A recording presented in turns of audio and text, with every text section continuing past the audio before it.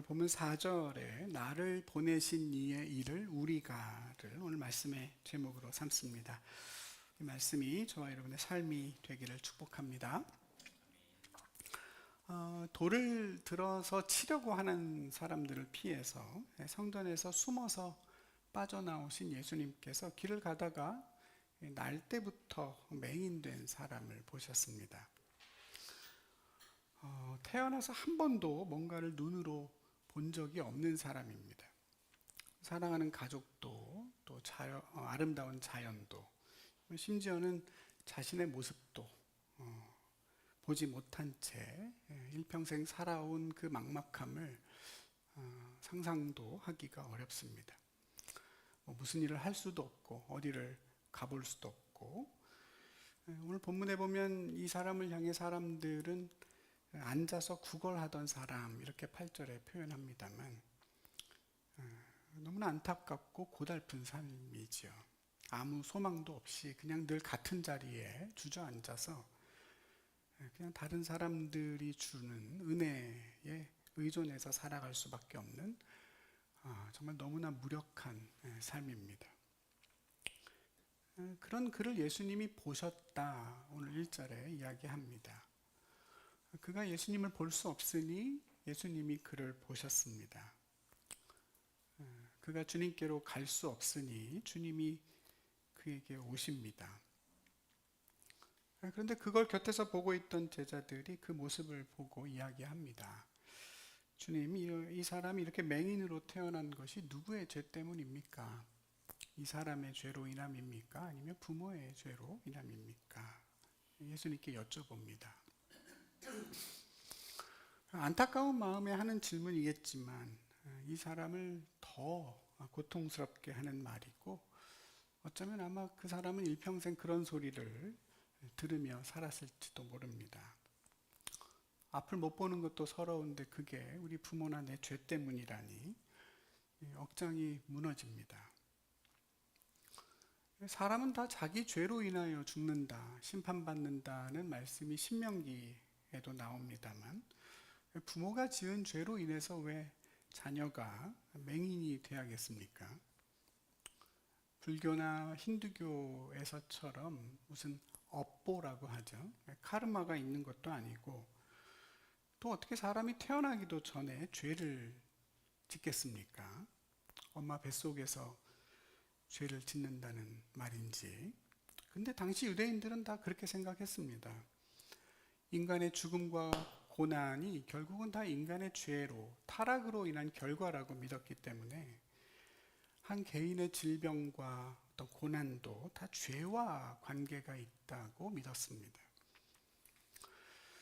각 사람이 자기 죄로 인해서만 심판을 받는다는 말씀도 있지만, 아버지의 죄를 그 사람에게만이 아니라 그 아래 3, 4대까지 벌 받게 하신다는 말씀도 있습니다.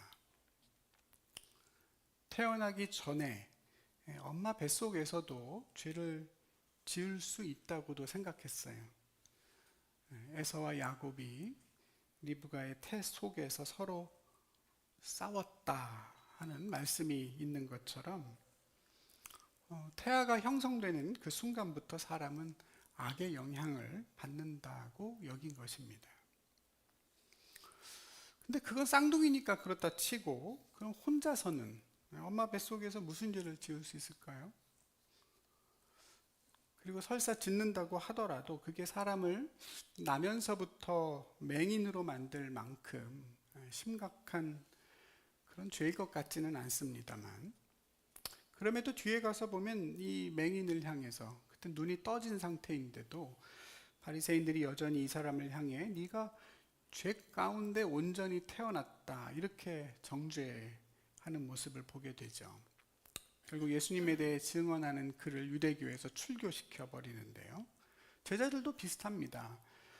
죄와 질병, 죄와 고난을 철저하게 인과적인 관계로만 이해하고 있습니다. 근데 예수님께서 여기에 대해 아주 뜻밖의 말씀을 하시죠. 그가 맹인으로 난 것은 그의 죄나 부모의 죄로 인함이 아니라 다만 하나님이 하시는 일을 그에게서 나타내려고 하십니다. 이 사람의 장애가 그 이전에 과거의 그의 죄나 부모의 죄와는 아무 상관이 없다 그러십니다. 오히려 앞으로 이 사람을 통해 나타날 하나님의 일 때문이라고 하십니다. 초점이 과거에 있지 않고 미래에 있습니다. 이유를 알 수 없는 질병이나 고난에 대한 전혀 다른 패러다임이죠. 사람의 잘못 때문이 아니라 하나님이 하시는 일을 나타내기 위함이다. 사람 때문이 아니라 하나님의 일 때문이다.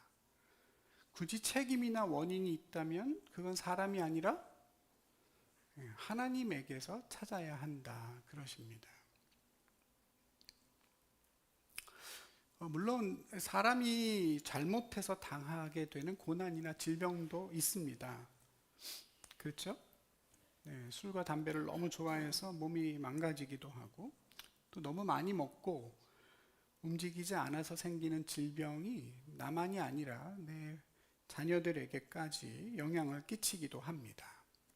모든 행동이, 죄뿐만이 아니라 우리의 모든 것들이 결과가 뒤따르게 되죠. 그러나 그 모든 결과가 언제나 필연적인 것은 아닙니다. 일평생 술, 담배 하시면서도 100세 넘게 사시는 그런 어르신들도 많이 보셨죠? 네. 근데 그런 것과 아무 상관없이 정말 깨끗하고 절제하면서 자기를 관리하며 사신 분들 중에도 오히려 그런 것과 관련된 질병으로 고생하시는 분들도 많이 봤습니다. 태어나면서 가지게 된 질병이나 장애는 더 말할 것도 없죠. 그 원인을 다 찾을 수도 없을 뿐더러 설사 찾게 된다 하더라도 그것을 모든 사람에게 일반화해서 적용할 수가 없습니다. 말씀드린 것처럼 원인에 따른 결과가 사람마다 다 다르게 나타나기 때문입니다. 여러분, 욥의 고난, 욥이 당한 고난의 처음 시작이 어떻게 됐는지 기억나십니까? 욥이 죄를 지어서 당한 고난이 아니라 사실은 너무나 의로워서 당한 고난이었죠. 다들 모르시는 얼굴이셔서 설명을 드릴게요. 하루는 하나님이 사탄하고 대화를 하신 겁니다. 근데 하나님이 욥을 자랑하시죠. 야, 너 내 종 욥을 주목해서 봤느냐? 이 세상에 그렇게 의롭고 순전하며 나를 경외하여 악에서 떠난 자가 없다. 그랬더니 사탄이 발끈하죠? 그럴 리가 있습니까, 하나님? 까닭 없이, 이유 없이 하나님을 누가 경외하겠습니까? 그가 가진 소유물을 치십시오. 그의 몸을 쳐보십시오. 그러면 그가 하나님을 향해 욕할 것입니다. 거기서부터 욥의 고난이 시작됐다고 성경은 분명히 말하죠. 욥의 죄가 아니라 욥의 의로움이 이유였고 사람이 아니라 하나님이 촉발하신 고난이었습니다. 나면서부터 가진 질병이나 장애의 궁극적인 원인이 하나님이라고 분명하게 선언하는 성경 구절도 있습니다. 하나님이 모세를 이스라엘 백성들에게 보내시려고 할 때 모세는 끝끝내 사양하면서 말하죠. 말을 못하고 입이 둔하고 혀가 둔합니다. 그래서 하나님이 모세에게 말씀하세요. 야, 누가 사람의 입을 지었느냐? 누가 말 못하는 자나 못 듣는 자나 맹인이 되게 했느냐? 나 여호와가 아니냐 하십니다. 그런 문제에 대한 궁극적인 주권이 하나님에게 있음을 명확히 스스로 밝혀주시죠. 다른 이유나 원인이 아닙니다. 단지 하나님이 정하셨고 하나님이 허락하십니다.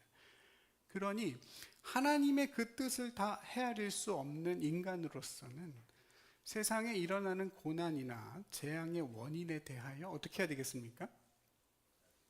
그냥 말하지 않아야겠죠? 그냥 받아들이고 침묵할 수밖에 없습니다. 비록 인간의 죄로 인해서 이 세상이 이렇게 고난으로 죽음으로 가득하게 된 것은 분명합니다만 누군가의 고난이 언제나 그 사람의 죄로 인한 것은 아니라는 사실을 적어도 하나님을 믿고 성경을 믿는 성도라면 잊지 말아야 할 겁니다. 근데도 사람은 왜? 라는 질문을 정말 좋아합니다. 어떻게든 이유를 알고 싶어 하고 그래야만 속이 좀 시원해요. 아마 어떤 일의 이유를 생각하는 거의 유일한 피조물이 인간일 텐데요. 동물들은 어떻게 살아남을까를 고민하지만 인간은 왜 살아야 하나를 고민합니다. 영화나 드라마에 제일 많이 나오는 대사 중에 하나가 왜이죠? 나한테 왜 그랬어? 도대체 이유가 뭐야? 왜 나한테 하필 이런 거야? 갑작스러운 사고를 당했을 때도, 배신자에게 총을 겨눌 때도, 또 사랑하는 사람이 나를 떠나는 뒷모습을 보면서도 인간은 끊임없이 왜? 라는 질문을 곱씹게 됩니다. 그게 그렇게도 중요하죠, 우리에게는. 그 이유를 알아야 내가 납득할 수 있게 되고 납득이 되어야 견뎌지기 때문입니다. 내가 앞으로 그 고난을 다시 겪지 않기 위해서라도 원인을 알아야겠죠? 그래야 내가 대비할 수 있고 똑같은 재앙을 피할 수 있습니다. 그러다 보니까 사람은 누구나 안 좋은 일이 생기면 먼저 이유를 찾게 되고 결국 누군가를 탓하게 됩니다. 다른 사람을 탓하든 나를 탓하든 이유를 모르는 것보다는 틀린 이유라도 아는 것이, 그 이유를 만들어내는 것이 내 마음이 편하기 때문입니다. 설명이 되어야 사람은 통제할 수 있거든요. 그리고 통제해야만 불안하지가 않습니다. 분명히 이유가 있기 때문에 저렇게 됐을 거야. 제가 죄를 지었기 때문에 맹인으로 태어났을 거여야만 하는 거예요. 왜냐하면 그래야 그런 일이 부지불식간 나와 내 가족에게 생기지 않을 거라고 안심할 수 있기 때문입니다. 근데 주님은 그 탓의 대상을 사람이 아니라 하나님에게로 돌려서 상황을 복잡하게 하십니다. 그 탓도 아니고 부모 탓도 아니요. 그에게서 하나님의 일이 나타나기 위함이다. 하나님의 주권 탓을 하시는데요. 이건 정말 난감한 일이지요. 왜냐하면 원인이 하나님이라는 것은 사실상 그 원인을 우리가 알 수가 없다는 뜻이기 때문입니다. 예수님께서는 심지어 이 일의 원인이 아니라 목적에 대해 말씀하시죠. 과거의 죄가 원인이 아니라 지금 이 사람, 또 앞으로 이 사람에게 하나님이 하시려는 일이 목적이라고 하세요. 오늘 본문의 핵심이 그거죠. 이 사람이 맹인으로 태어난 이유를 찾아내고 그걸 설명하시는 것이 아닙니다. 다만 이 사람을 통해서 하나님이 무슨 일을 하실 것인가, 주님은 거기에 집중하십니다.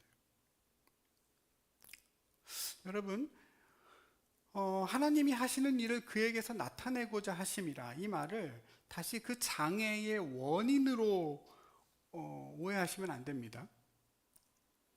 그에게서 하나님이 행하시는 일을 나타내기 위해서 그를 맹인으로 태어나게 하신 거다, 그런 뜻이 아닙니다, 여러분. 초점이 거기 있지 않습니다. 그 사람이 맹인이 된 이유가 중요한 것이 아니라 그 사람을 통해서 지금부터 일어날 하나님의 일이 중요하고, 그보다 더 중요한 것은 다름 아니라 지금 그 일을 주님이, 우리가 함께 해야 한다는 것이 오늘 예수님의 말씀의 핵심입니다. 여러분, 이 맹인에게서 나타나는 하나님의 일이란 뭘까요? 단순히 그의 눈이 떠지는 것만을 말씀하는 게 아닌 것 같습니다. 맹인으로 태어난 사람에게 다 그런 기적적인 치유를 통해 하나님의 일이 나타나는 것이 아니기 때문입니다. 모든 사람에게 자신이 가지고 있는 문제가 다 해결되는 방식으로 하나님의 일을, 하나님의 구원을 경험하는 게 아니죠. 바울이 내 질병을, 이 육체의 가시를 제거해 달라고 하나님께 3번이나 간절하게 기도했습니다만, 바울을 향한 하나님의 일은 그 질병이 치료되는 것으로 나타나지 않았습니다. 내가 약한 거기서 그리스도의 능력이 온전하여짐을 깨달았고, 그래서 내가 약함 가운데 나타날 주님의 능력을 사모하게 되는 것으로 바울에게는 하나님의 일이 이루어졌습니다. 단지 그 사람의 눈이 떠지는 것이 하나님의 일이었다고 한다면 주님은 그날 그냥 그 자리에서 즉시 그의 눈을 고쳐주고 마셨을 겁니다. 뭐 이것저것 하실 거 없이 그냥 말씀으로 고치셨겠죠. 굳이 보지도 못하는, 앞도 못 보는 사람을 먼 실로암까지 보내서 고치실 필요가 없습니다. 땅에 침을 뱉어서 진흙을 만들고 그 진흙을 눈에 바르셨는데요. 괜히 그렇게 번거롭고 약간은 위성적이지 않은 그런 방식으로 고치실 필요가 없지요. 단지 맹인의 눈을 뜨는 것이 하나님의 일이라고 한다면. 근데 주님은 지금 그와는 다른, 그보다는 훨씬 더 중요한 하나님의 일을 하고 계신다는 것을 우리는 짐작할 수가 있습니다. 여러분, 앞에서 예수님께서 하나님의 일이 뭔지 말씀하셨던 거 기억나십니까? 하나님께서 보내신 자를 믿는 것이 하나님의, 요한복음 강의 요미경이 별 필요가 없죠, 여러분.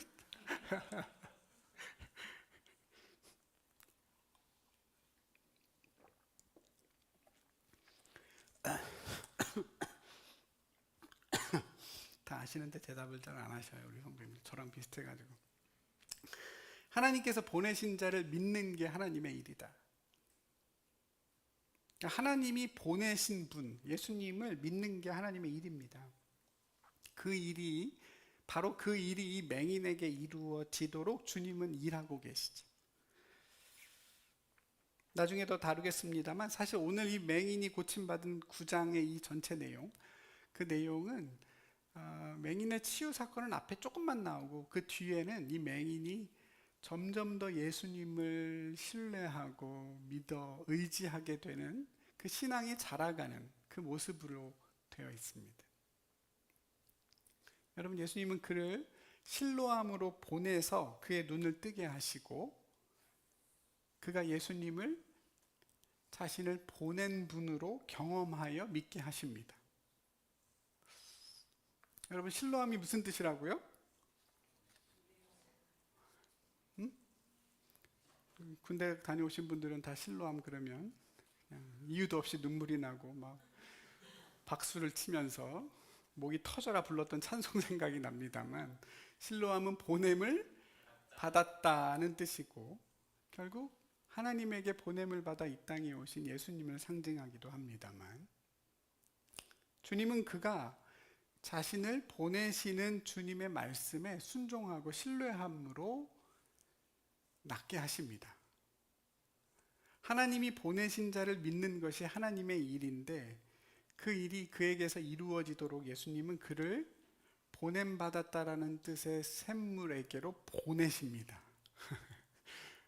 그러니까 오늘 이 본문은 보냄이라는 단어로 겹겹이 쌓여 있죠. 그러면서 제자들에게 말씀하시죠. 맹인으로 태어난 것이 누구의 죄인지를 묻는 제자들에게 뭐라고 하세요? 때가 아직 낮으니 나를 보내신 이의 일을 우리가 행하여야 하리라 하십니다.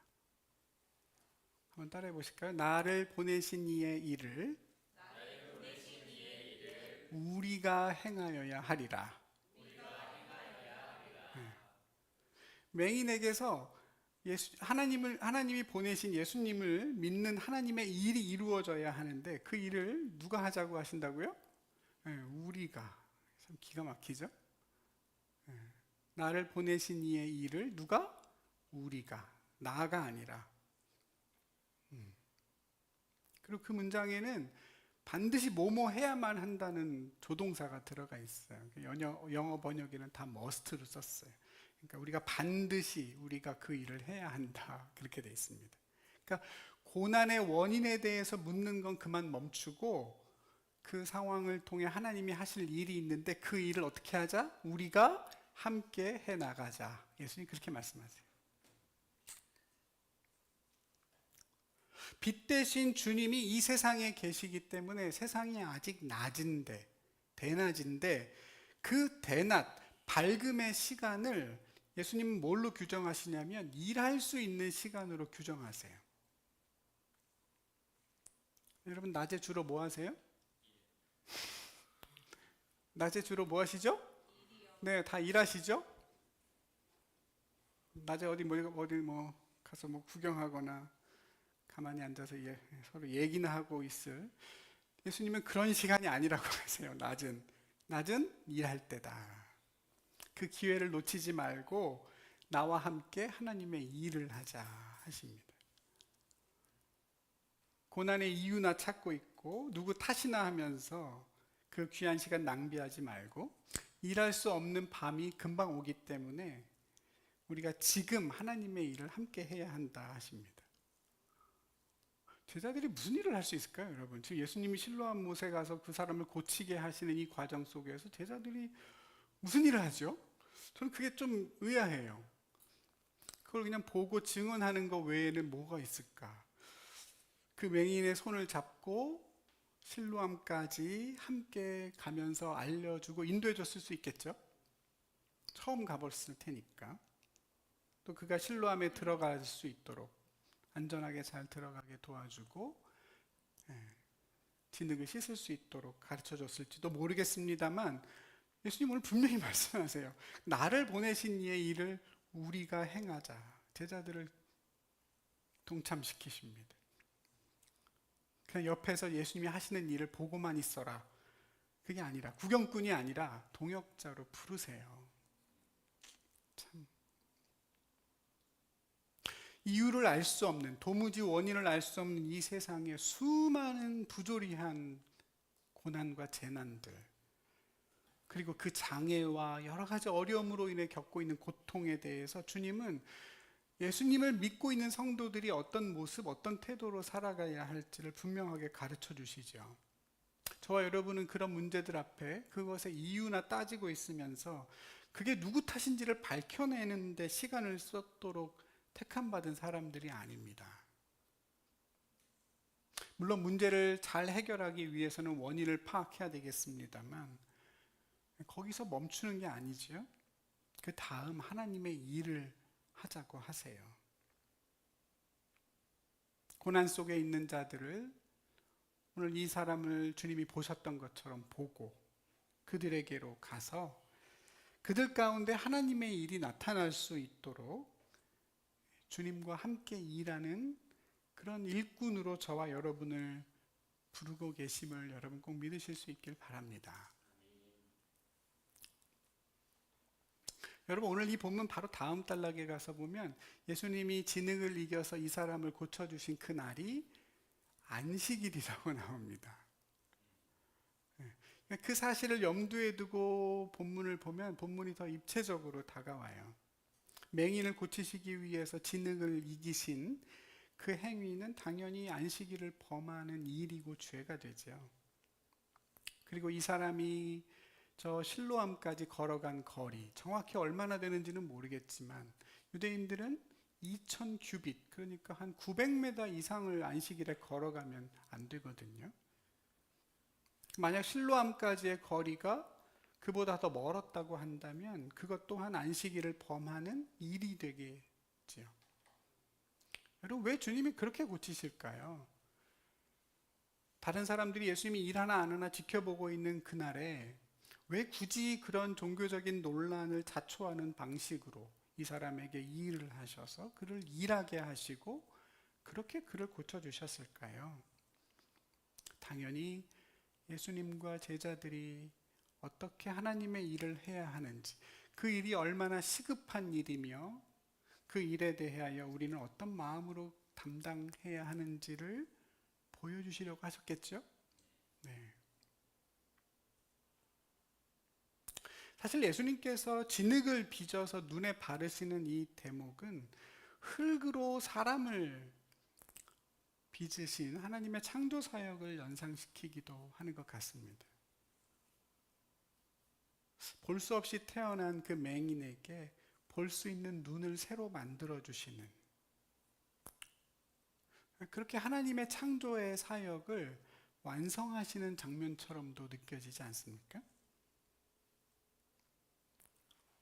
근데 태초에 하나님이 여러분 이 세상을 창조하실 때도 어둠, 흑암을 마주하셨죠.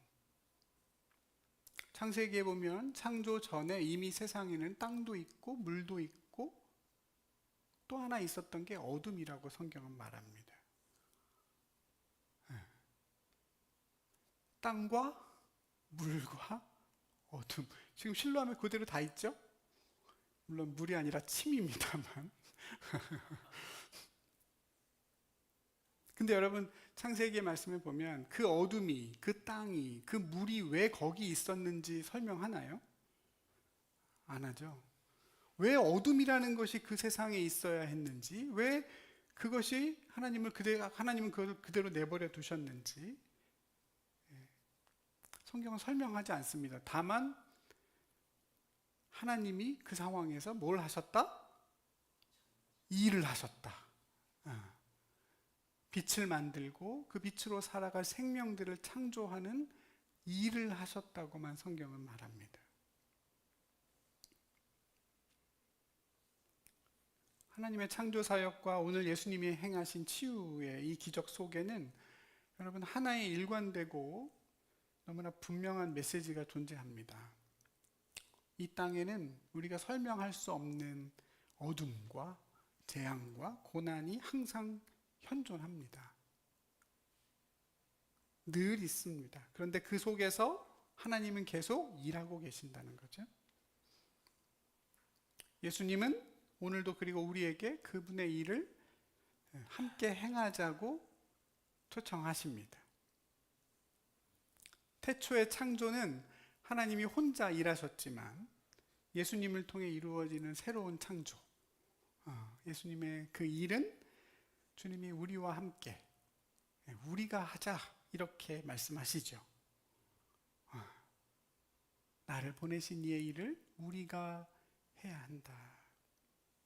나를 믿는 자는 내가 하는 일을 그도 할 것이요 그보다 더 큰 일도 하리니 하나님이 나를 보내신 것처럼 나도 너희를 보낸다.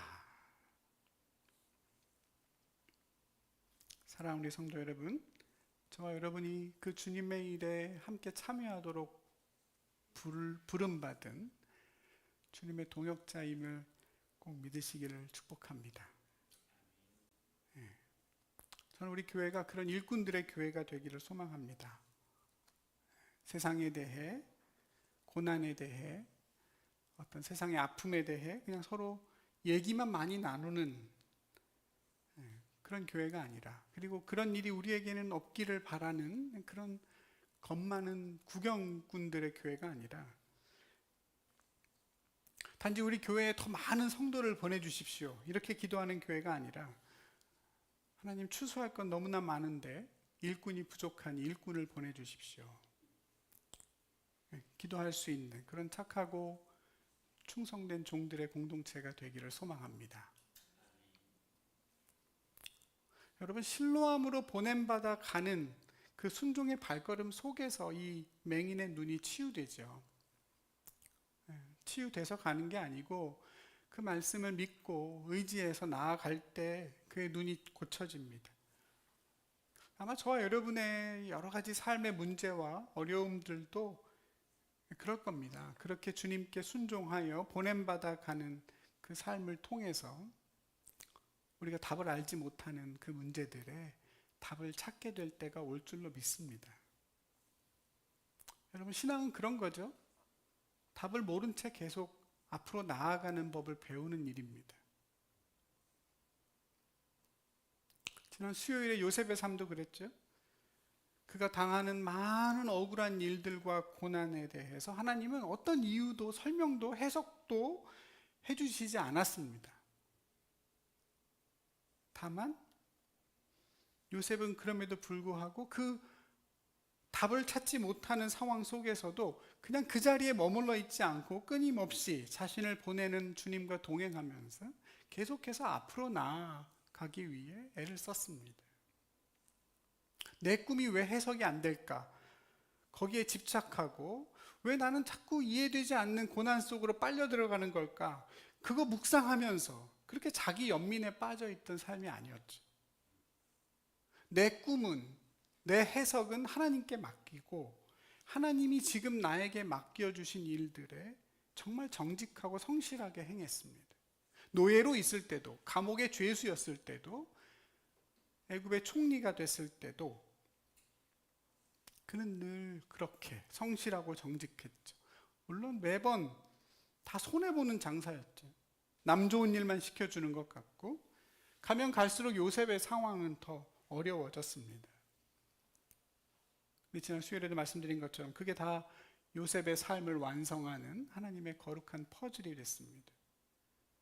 하나님은 요셉이 당한 그 어떤 고난 하나도 허투루 사용하지 않으셨습니다. 그 모든 것들이 다 합력하여 하나님의 일을 이루는 선이 되도록 하나님은 요셉을 위해 열심히 일하고 계셨지. 그 하나님이 저와 여러분의 삶에도 일하고 계심을 믿으시기 바랍니다. 지난 월요일에 중국에 계시는 동원 집사님한테 카톡이 왔습니다.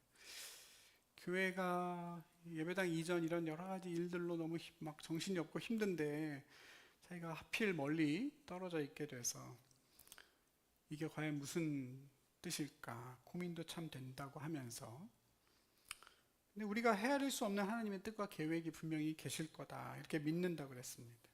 그러면서 자기는 두 가지 일에 힘을 쏟고 있다고 했어요. 하나는 자신에게 딸려있는 그 100명의 직원들 생계를 책임지는 일에 큰 부담을 느끼고 일하고 있다고 했고, 또 한 가지는 북한이 바로 지척에 있어서 그 땅을 향한, 그 백성을 향한 하나님의 마음을 헤아려 보고 있다 그렇게 이야기했습니다.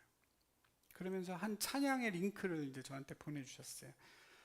목사님이 한번 들어보시면 좋겠다. 자기가 오늘 아침에 이 찬양을 듣는데 너무 큰 은혜를 주셔서 목사님도 함께 은혜 받았으면 좋겠다 해서 보내주셨는데요. 호랑이 담배 피던 시절에 불렀던 찬양입니다. 백두에서 땅끝까지. 기억나시나요, 여러분? 이 땅의 동과서 남과 북, 이런 찬양이 이렇게 시작되는데, 저도 근데 그 찬양을 이렇게 듣는데 와, 진짜 말로 표현하기 힘든 은혜가 저한테도 있었습니다. 그리고 동원 집사를 위해서 이렇게 기도하다 보니까 그의 모습이 딱 그런 것 같은 거예요.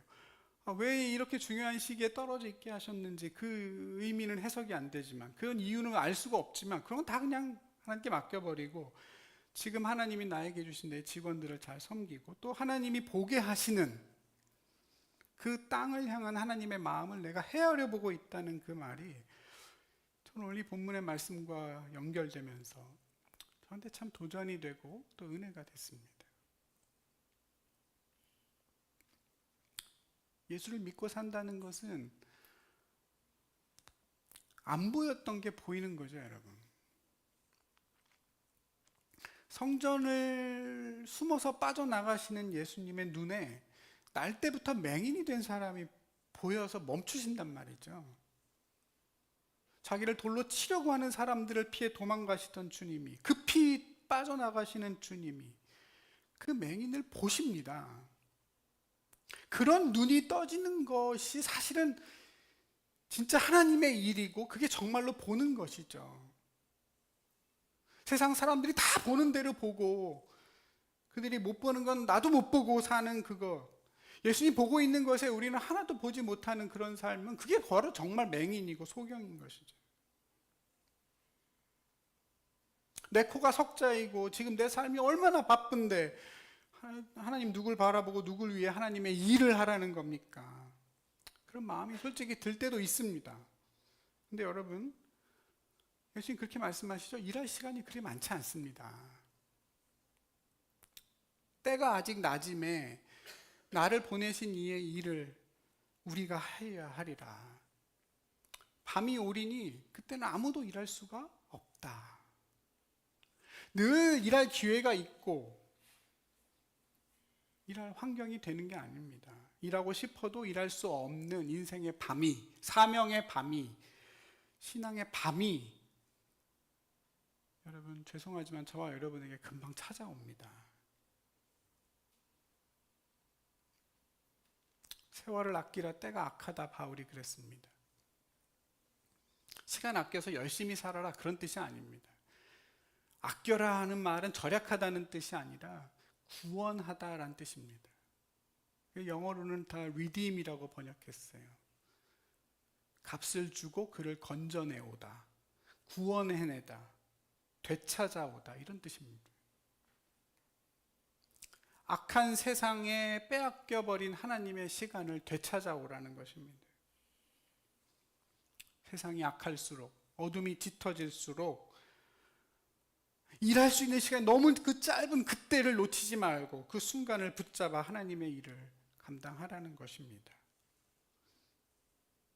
교회에 와서 많은 일 해라, 그런 뜻이 아니에요, 여러분. 여러분이 있는 자리에서, 여러분이 보냄받은 그 자리에서 하나님을 믿는 일에, 하나님을 믿게 하는 일에 여러분이 기회를 붙잡아 살라는 뜻입니다. 아멘입니까, 여러분? 뇌과학 전문가인 한 교수님이 수업 시간에 풍선 찾기 실험을 했습니다. 학생들에게 각자 자기의 이름을 다 풍선에 써서 그 풍선을 불라고 했습니다. 그리고 그 다 분 풍선을 바깥에, 수업 교실 바깥에 복도로 다 집어 던지게 했습니다. 그리고 5분 안에 자기 이름이 적힌 풍선을 찾아와라 그랬습니다. 수백 개의 풍선으로 가득한 그 복도에서 서로 부딪히고 밀치고 싸우면서 열심히 자기 풍선을 찾아봤지만 시간 내에 성공한 사람은 거의 없었습니다. 이번엔 룰을 바꿨어요. 아무 풍선이나 집어들어서 거기에 적힌 이름의 주인에게 그 풍선을 건네줘라. 2분도 안 돼서 모든 학생들이 자기 풍선을 자기 손에 쥐게 됐습니다. 사람들이 다 자기 풍선, 자기 권리, 자기 행복, 자기 축복 찾는 일에만 열심이고, 그래서 세상은 아수라장입니다. 지옥과 천국은 그런 곳이라고 그러죠. 똑같은 숟가락과 똑같은 음식을 먹는데 그 긴 숟가락으로 나만 먹으려고 하다가 아무것도 먹지 못하는 곳이 지옥이고, 그 숟가락으로 서로 떠먹여 주려고 하는 곳이 천국이다. 들어보셨습니까? 우리가 사는 이 세상이 어떤 모습이든 여러분, 저와 여러분은 꼭 천국을 살기를 축복합니다. 사랑받지 못하는 건 불운인데 사랑하지 못하는 것은 불행이랍니다. 그리고 오늘 주님은 불운하지도 않고 불행하지도 않은 삶으로 저와 여러분을 부르십니다. 때가 아직 낮으니 나를 보내신 이의 일을 우리가 하여야 하리라. 세상의 빛으로 오신 예수님을 믿고 또 믿게 하는 그 하나님의 일을 위해 주님은 다시 여러분을 어딘가로 보내고 계시죠. 여러분, 그 말씀에 기쁘게 순종하시고 그 말씀을 마음에 품어서 여러분이 보냄받아가는 그곳에서 정말 힘들지만 하나님의 일을 감당해내시기를 주님의 이름으로 간절히 응원하고 축복합니다. 기도하겠습니다.